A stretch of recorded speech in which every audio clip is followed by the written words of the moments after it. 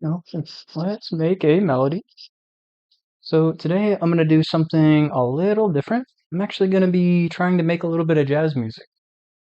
Um, so to do that, I've got an instrument pulled up. I've got the closed grand piano. I use this piano for all kinds of stuff, but jazz often has piano instruments, saxophone, brass instruments. I'll probably throw some brass in later, stuff like that. But let's start with the piano, okay? And the first thing that we're going to do is we're going to come up here, go to view, scale highlight, and we want to turn this, there we go. We want to turn that off, okay? We don't want to scale, okay? Because when you're playing jazz, you just kind of play notes, and when it sounds good, it sounds good. So, all right, so let's start working on our melody. I think I'm going to start with chords, because jazz has a lot of chords in it. So let's just start putting some notes down and see how it sounds. Let's move these down. Not sure why, but we're moving them down. Let's try. Actually, I'm gonna make it a slightly more complex chord. So let's keep working on our chords. So I've got this chord, this chord. I think on the next one we're gonna want to go up a little bit. So I'm gonna take these notes and I'm gonna put them right here. Okay, and then we're gonna take. I don't know why I copied everything. I just want this first chord. Except I'm going to change this first chord a little bit. I'm going to put these notes up and down a couple of semitones. And there's a reason for that. It's because it's jazz. Okay, so let's listen to what we have so far. Perfect. Let's copy that over. And in jazz, you often want to make the second half of your melody a little bit different. So I've copied this melody. This is a 16-bar melody, as you can see here, instead of 9. I'm going to take the second half, and I'm going to change it a little bit for variation. Okay, so I'm just going to take these notes, and let me just take the bottom ones and move them up. And we'll take all these notes, and we'll move them up. Take all these notes, move them up. Okay, I think I moved them up 2 semitones, and the reason for that is because it's jazz. So, okay, let's move these down. Okay, and then let's just play it and see what it sounds like.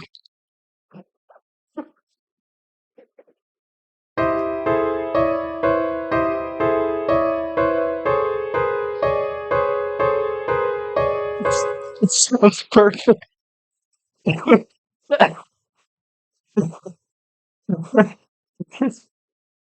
Oh, this is gonna be such a hard video to record. I'm gonna be laughing the entire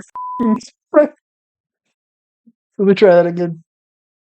Okay, so let's go back and listen to our chords and see what it sounds like. Yeah, that sounds good. Yeah, sounds like jazz. Okay, so I think we've got our piano melody pretty much down pat. But there's one issue: is there's not a lot of depth to this sound. There's not a lot of body to it. So to add some body, I'm going to take all of the notes and I'm going to lower them an octave, and then I'm just going to move them up 3 semitones. And the reason for that is because this is jazz. So let's see what it sounds like.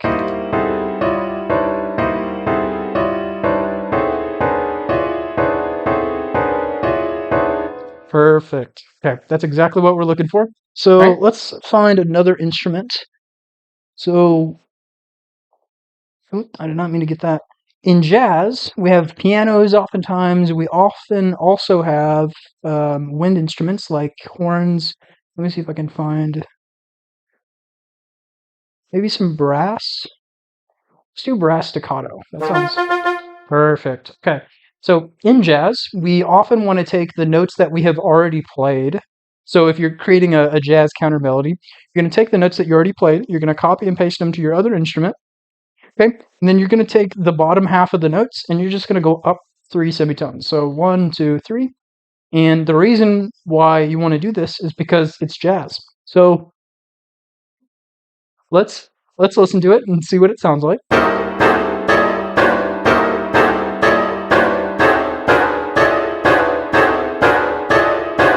Perfect. Okay, that's exactly what we're looking for. All right, perfect. Now that we have the vibe that we're looking for, the right tones that we're looking for, in the medium range, we want to add some low end. Okay, so now I'm going to look for a bass. Okay, so let me go to my guitars, my bass guitars, and I'm just going to find. Perfect. Okay. So here's the right sound. So in order to get the bass line for any jazz song or any jazz melody, you're going to want to follow the root notes. Okay. And so to do that, you're going to place a note on all of these top notes that you see here. Okay. And it's going to be really complex. So let me just. Okay. And now what you're going to do is you're going to take every other note. So this note, and this note, and you're going to go up 3 semitones. Okay, and the reason for that is because this is jazz. So let's listen to it.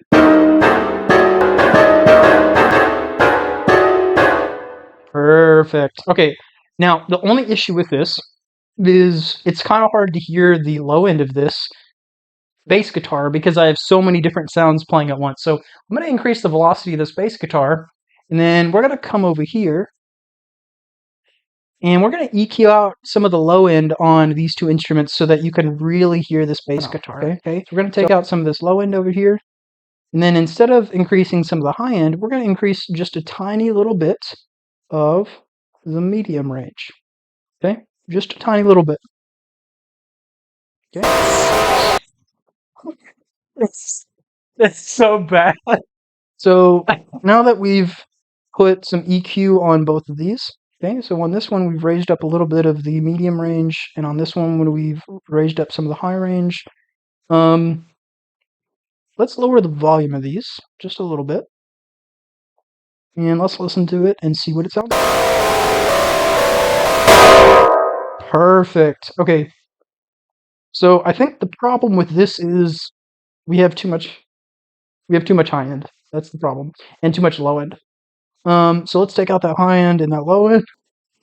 And let's also lower some of the volume. In fact, I'm going to put a limiter on this just to make sure. And it didn't get too loud. I'm going to add a little bit of saturation just to give it a little bit more warmth. Okay. Let me increase the volume. Perfect. Okay. The bass notes. I think we're ready for some drums. Okay, so for any good jazz song, you're going to want to pick the right sounds. Sound selection is the most important thing when you're picking. I think we want a snare. Jazz snare. Yeah. Okay, so a key element of any good jazz song is you do things a little bit differently. Okay, so what you're going to want to do is you're going to want to pick a sound that isn't normally used for a clap or a snare.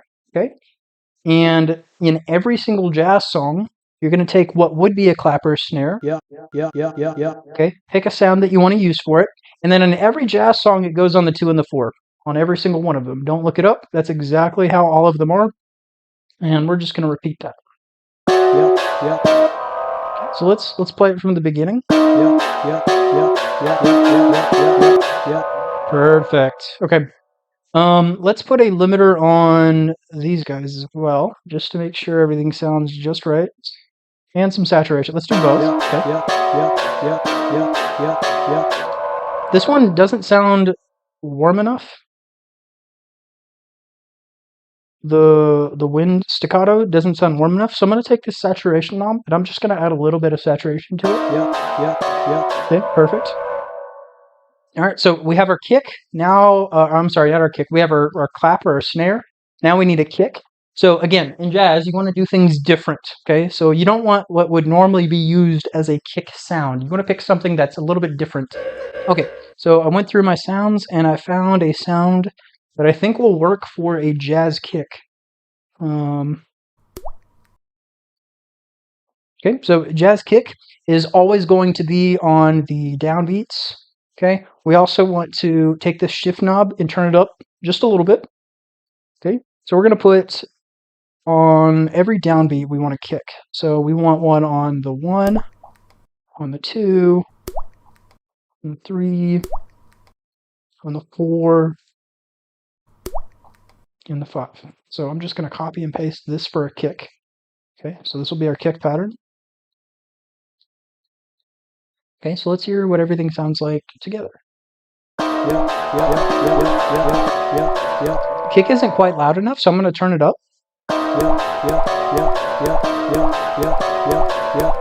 Okay, and I really want my clap to come through, so I'm going to take the volume of these guys and just drag them down a little bit. Let's take some of the low end out of this as well, because we really want that kick.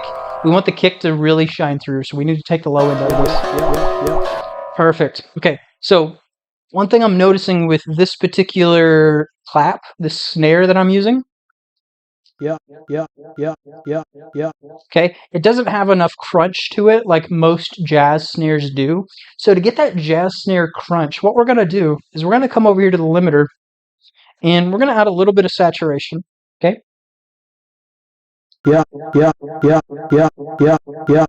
Okay, and before the saturation, we're going to add just a tiny amount of distortion, okay? All you want to do is just add a little bit of distortion. And I'm going to add the other type of distortion as well because we've got A and B. We want to make sure we get both of those textures in this kick, okay? In this kick, or what was it? Kick, snare? Snare. We want the snare to have both types of distortion, okay? So let's hear what it sounds like now. Perfect. Okay. So for the snare, we want to separate it just a little bit. Perfect. Okay, let's listen to the kick by itself now, because I really want to make sure it's punching through. Okay, so this kick isn't really hitting as hard as I want it to. So I'm going to come over here and grab this fruity wave shaper. And this is going to make the sound a little bit harder, more distorted. So we're just going to ease it into this and see what it sounds like. Okay, we're getting there. We're getting a little bit of a firmer sound. I'm noticing the same thing I noticed with my snare. I don't have quite enough distortion or enough crunch, so I'm just going to add a little tiny amount of distortion. And we're going to do the same thing. We're going to add both types just a little bit, mix it in just a small amount to make sure that it's got that crunch that we want. Perfect. Okay, perfect. And it's even better that the sound continued for 3 seconds after I hit stop. That's what you want when you're making a jazz beat. So let's listen to everything together.